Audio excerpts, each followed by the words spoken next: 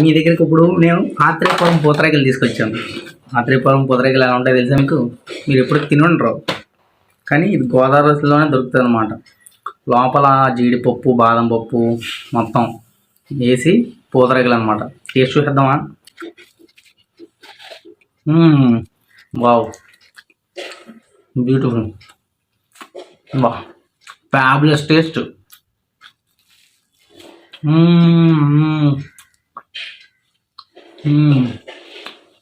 బాబా, వా, టేస్ట్ అండి ఇది.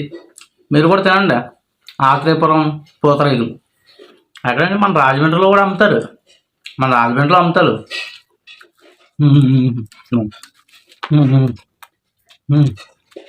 సూపర్ సూపర్ ఉంది.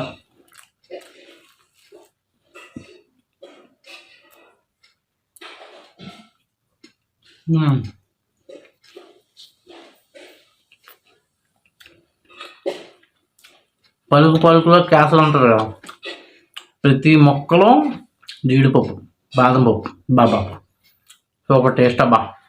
మీరు కూడా తిని ట్రై చేయండి. ఇదేంటి ఆత్రేయపురం పూతరేకులు మా గోదావరి జిల్లాలో చాలా ఫేమస్ అన్నమాట.